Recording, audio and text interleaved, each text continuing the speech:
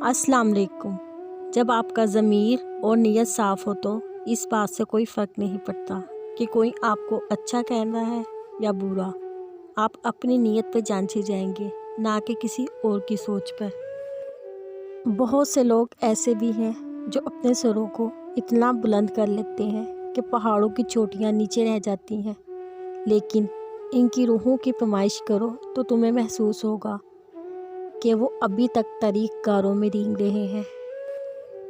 منافق لوگوں کی ایک قسم وہ بھی ہے جو خود کو احساس ظاہر کر کے پہلے آپ سے ہمدردیاں سمیٹتے ہیں اور پھر آپ کے جذبات سے کھیلتے ہیں۔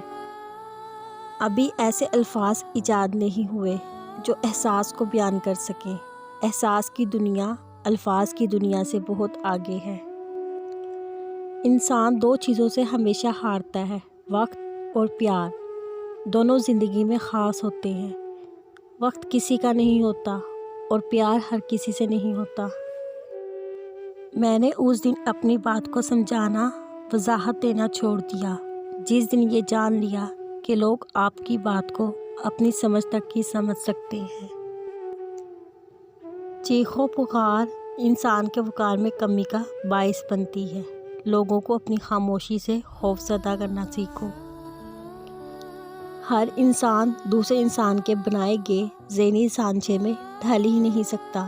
طبیعتوں کا اختلاف فطری امر ہے، البتہ برداشت اور احترام انسانی اختیار ہے۔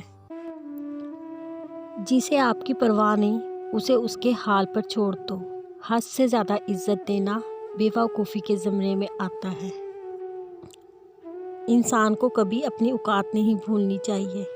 معمولی سے خاص بننے میں لامحدود عرصہ لگتا ہے، مگر خاص کو معمولی بننے میں مختصر مدت ہی درکار ہوتی ہے۔